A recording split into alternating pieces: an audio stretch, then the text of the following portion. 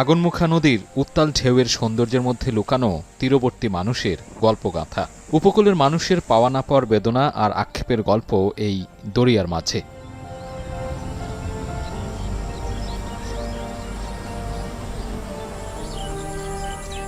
স্রোতস্বিনী পেরিয়ে এক নিভৃত জনপদ পটুয়াখালীর রাঙাবালি। প্রশাসনিক যাত্রার এক যুগ পার হলেও সংকট পিছু ছাড়েনি এখানকার মানুষের।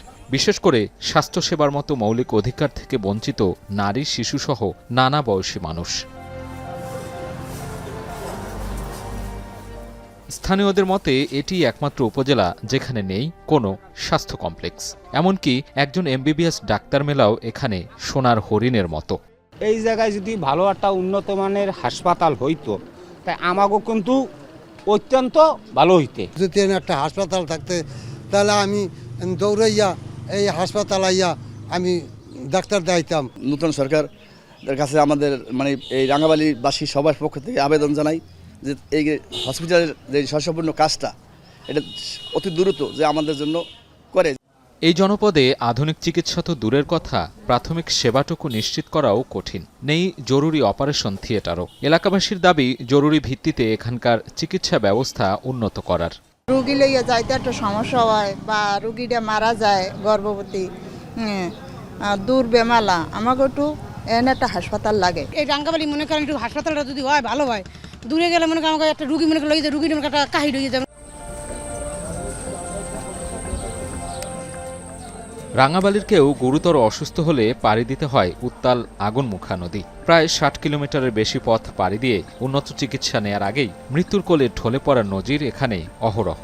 কখনো কখনো নৌযান বন্ধ থাকায় পড়তে হয় বিপাকে। এমন নিষ্ঠুর বাস্তবতায় প্রিয়জন হারানোর স্মৃতি তাড়া করে ফেরে অনেককেই। এই শহরের এলাকায় এই জায়গায় হাসপাতাল নাই, অনেক দূরে কষ্ট করে যাইতে হয়, অনেক টাকা পয়সা খরচ হয়। চিকিৎসা সেবা হচ্ছে মানুষের মৌলিক অধিকার।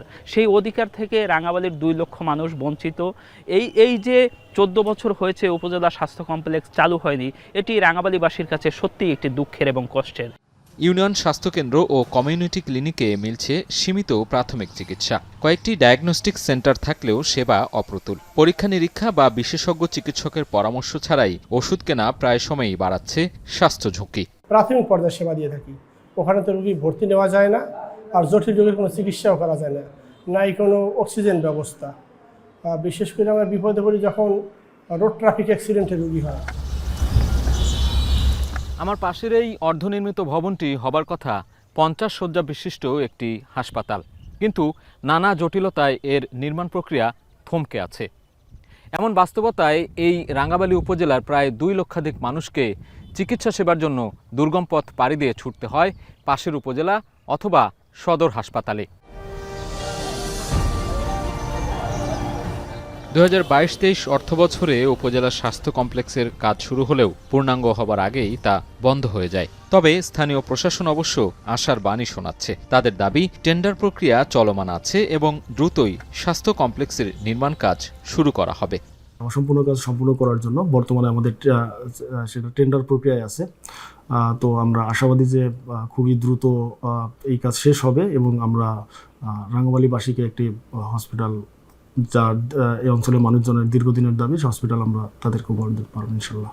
পটুয়াখালীর সিভিল সার্জন বলছেন, উপজেলার স্বাস্থ্য কমপ্লেক্সের নির্মাণ কাজ ৪০% পর্যন্ত সম্পন্ন হওয়ার পর ঠিকাদার জটিলতায় তা বন্ধ হয়ে যায়। তবে নতুন করে ঠিকাদার নিয়োগ দিয়ে শিগগিরই কাজ শুরু করার আশ্বাস তার। এখানে 2টো লটে কাজ চলে।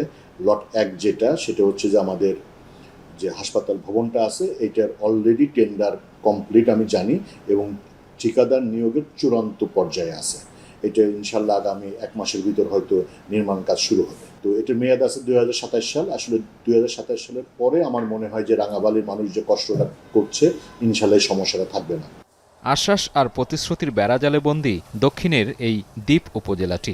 এখানকার সাধারণ মানুষের প্রশ্ন, মৌলিক অধিকারের তালিকায় থাকা অধরা স্বাস্থ্যসেবা কবে অবসান ঘটবে তাদের এই দীর্ঘশ্বাসের।